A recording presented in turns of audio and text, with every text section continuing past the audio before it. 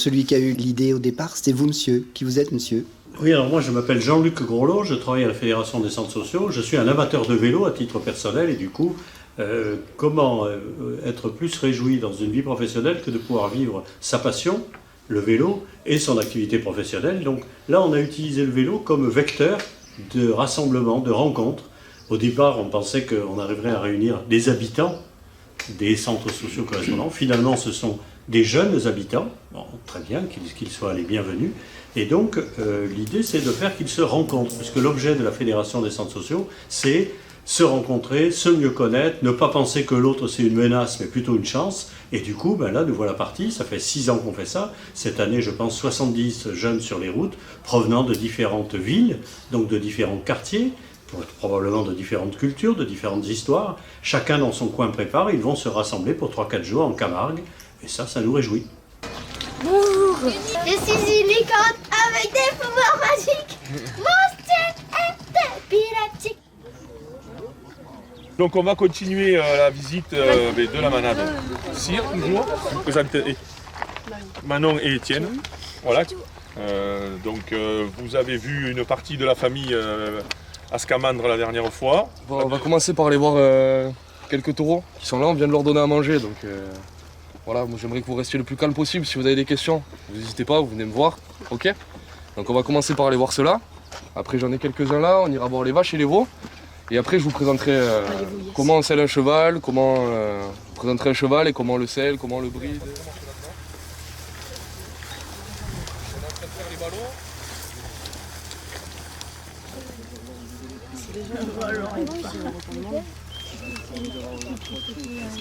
Je peux sauter, je sais pas, mais après si on peut me venir dessus, c'est pour les grandes bagnes. Donc vous voyez les silhouettes, c'est des taureaux qui ont un peu plus l'habitude. Là il y a le petit devant. Donc ils bougent un peu moins, ils sont un peu plus calmes. C'est des taureaux qui sont plus âgés que les autres. Vous avez pu voir là, pendant la course que les taureaux ça se dépense un peu plus que nous. Bon, après ça a 4 pattes donc ça court 4 fois plus vite que nous, mais bon, ils font pas le même poids que nous donc ils ont besoin d'un peu plus de repos. Et puis nous on a décrété et on s'en est rendu compte au fur et à mesure des années qu'avec un mois de repos, c'est ce qui leur permettait d'être le plus efficace possible à la course d'après. Voilà. Donc là on va aller voir les vaches et les veaux. Vous allez voir, on va passer devant un taureau apprivoisé, donc je vais vous demander, si vous voulez bien, d'être le plus calme possible avec lui aussi. Et après par petits groupes on retournera le voir. Vous savez, normalement ça vit dans des grands espaces et donc là nous on a décidé que voilà, pour ces 4 là, comme c'est un de nos meilleurs taureaux et 3 taureaux jeunes mais qui sont nos futurs espoirs. Donc en fait ce qu'on a fait, c'est que la seule chose qu'on peut contrôler réellement sur le taureau Camargue, c'est l'alimentation. En le mettant dans un clos un peu plus petit et avec un peu moins de nourriture accessible directement. Donc là ceux-là ont un régime alimentaire un peu à part, donc comme les sportifs. Vous savez, quand on vous dit de faire du sport, ben vous mangez des pâtes parce que c'est des sucres lents et que du coup vous allez avoir plus de ressources et ça va être plus intéressant pour vous. Mais là on essaye de faire pareil avec les taureaux en leur donnant un régime différent. On leur donne de l'avoine directement en grains parce que c'est une denrée nutritive qui permet d'avoir de l'énergie. Et après on leur donne de la luzerne en petits ballots qui permet aussi d'avoir un peu de pêche. Le seul gros au milieu là, en fait, sur la gauche. Ah, quand tu carres, tu sens des trucs. Elle est trop beau. Bon, la marque va me bouffer. Non, t'inquiète pas, il va juste te lécher. Vas-y. Il va juste te lécher, regarde-moi. Ils adorent les sacs. Décale-toi, c'est rien. Bouge, c'est rien. Regarde-moi, Gaëlle. Avec le petit lit là. Allez, Stéphane, donne ton robe. C'est bon, je te rajoute un peu.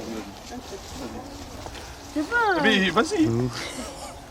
Je fais rien. Si. Tu fasses rire.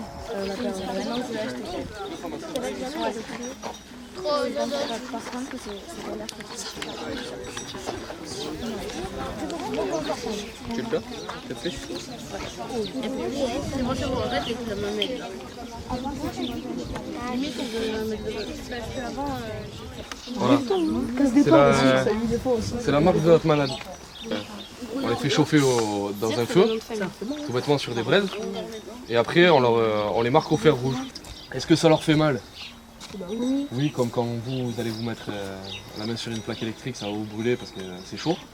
Mais il faut savoir aussi que les taureaux ont une peau beaucoup plus épaisse que la nôtre. Alors les tridents, on est sorti d'eux. Vous voyez là j'ai pris des trucs qui piquent pas trop parce que voilà, éviter qu'on se fasse mal, hein, entre nous. C'est quand même plus sympa. Donc ça leur fait mal, oui, mais ça les surprend plus qu'autre chose en fait. Ils sont plus forts que nous, ils sont plus costauds que nous, on essaye de les faire avancer comme on peut.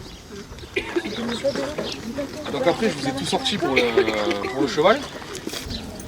Vous avez les rênes qui vont vous servir à diriger le cheval, à l'arrêter quand son mort. D'accord. Vous voyez bien le mort. Et ça c'est un mort typiquement camargue.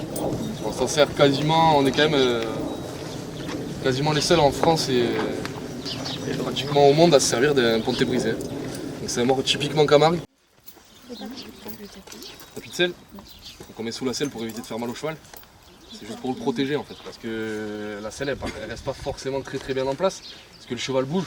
C'est comme vous, hein, vous bougez, si votre pantalon n'est pas bien attaché, ben, vous allez devoir remonter votre pantalon, vous allez devoir bouger, donc vous allez voir. Sous la selle c'est pas bien à plat, d'accord? Il y a des coussins. Donc en fait c'est ça qui permet de.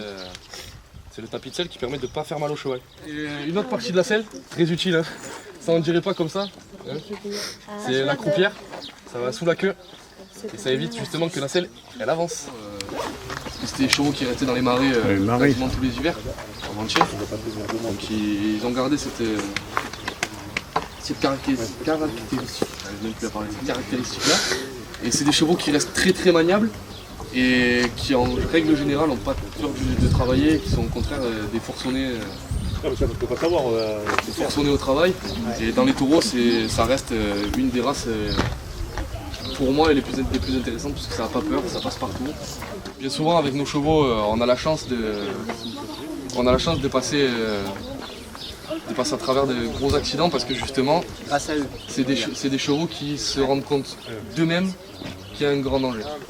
De bien le brosser, parce qu'une blessure à ces endroits-là, c'est rédhibitoire, c'est compliqué, c'est vraiment au niveau des sangles aussi. Le garrot et les sangles, c'est deux endroits qui sont très à risque.